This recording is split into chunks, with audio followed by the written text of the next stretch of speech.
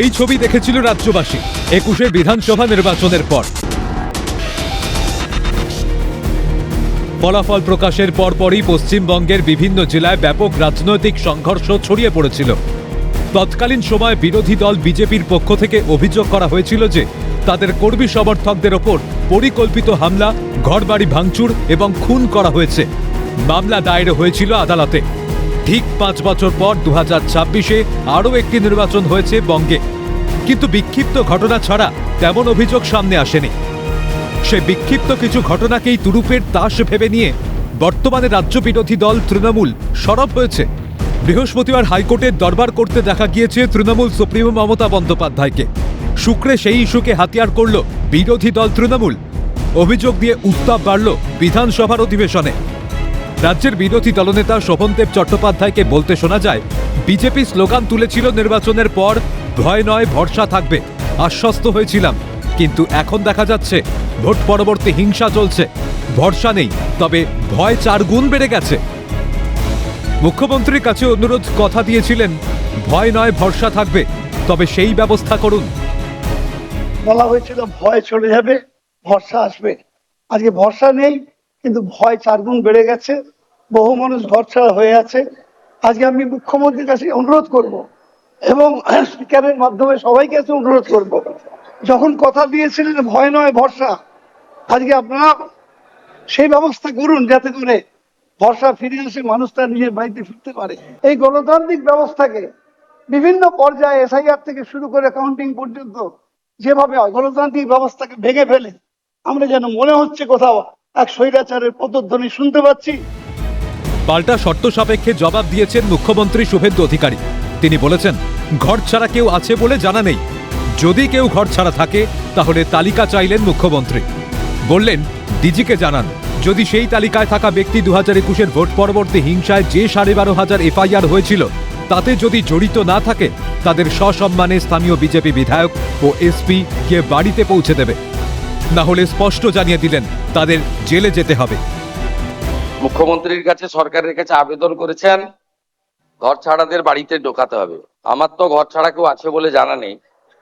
যদি যদি যদি যদি যদি কেউ ঘর ছাড়া থাকে, আপনি আপনি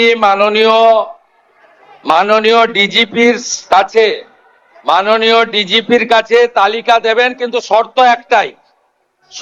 একটাই, ওই ব্যক্তির বিরুদ্ধে ২০২১ সালে নির্বাচন পরবর্তী সন্ত্রাসের যে ১২,৫০০ এফআইআর হয়েছিল তার কোনো অভিযোগ নেই।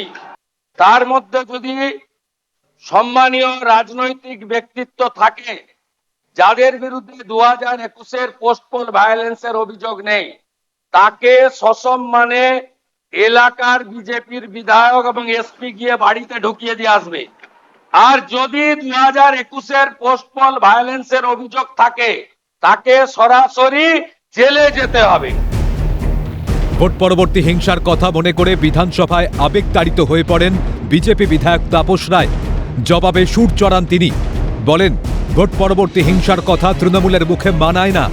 একটা নির্বাচন হয়েছে পশ্চিমবঙ্গে রক্তপাতহীন, লাশহীন। যদি এই সরকার আবার ফিরে আসতো, ঘরবাড়ি জ্বালিয়ে দেওয়া, দোকানপাট জ্বালিয়ে দেওয়া হতো, আর লক্ষ লক্ষ বিজেপি কর্মী সমর্থকেরা বাড়িঘর পাড়া ছাড়া থাকতো। আজকে পোস্টপোল ভায়োলেন্সের কথা এদের মুখে আসে, নির্লজ্জ বেহায়া না হলে পোস্টপোল ভায়োলেন্সের কথা বলে। একটা নির্বাচন হয়েছে পশ্চিমবাংলায় রক্তপাতহীন, লাশহীন, পিস আইন দেখিয়ে রক্তের ওপর দিয়ে, লাশের ওপর দিয়ে আজকে ১৫০-র ওপর গুনতে হতো স্যার আপনাকে লাশ। বিজেপি যদি এই সরকার আবার ফিরে আসতো। রাজনীতিতে পোড় খাওয়া নেতা তাপস রায় ৫৩ বছরের দীর্ঘ রাজনৈতিক পথ চলায় বহু ঝোড়ো ইনিংস খেলেছেন। লোকসভা নির্বাচনের ঠিক আগে ৪ মার্চ ২০২৪-এ তিনি বিধানসভায় গিয়ে বিধায়ক পদ থেকে ইস্তফা দেন এবং দল ছাড়ার ঘোষণা করেন। তৃণমূল ছাড়ার ঠিক দুদিন পর ৬ মার্চ ২০২৪ তারিখে তিনি ভারতীয় জনতা পার্টিতে যোগ দেন।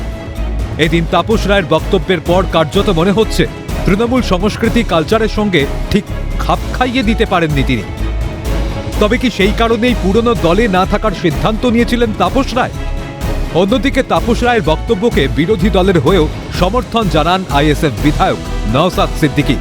তিনি বলেন, তাপস রায় বাবু যে কথাগুলো বলেছেন খুব একটা ফেলে দেওয়ার নয়।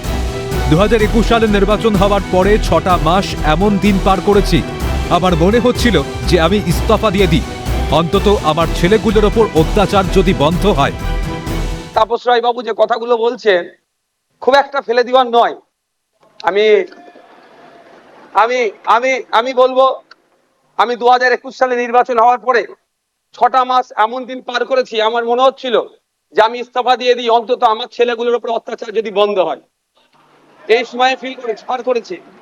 পোস্টপোল ভায়োলেন্সে 2021 সালে, আমি এতে কিন্তু বিজেপিকে দরার সার্টিফিকেট দিচ্ছি না, কিন্তু 2021 সালে যে সমস্যার সম্মুখীন আমরা হয়েছিলাম, আমাদের কর্মী খুন হয়েছিল, একাধিক বাড়িঘর লুটপাট হয়েছে, ভাঙচুর হয়েছিল। পশ্চিমবঙ্গে ভোট পরবর্তী হিংসা রুখতে প্রথম থেকেই বিজেপি সরকার কঠোর আইনি ও প্রশাসনিক পদক্ষেপ গ্রহণ করেছে। বিজেপির রাজ্য সভাপতি শ্রমিক ভট্টাচার্য বারংবার কর্মী সমর্থকদের শান্ত থাকার বার্তা দিয়েছেন।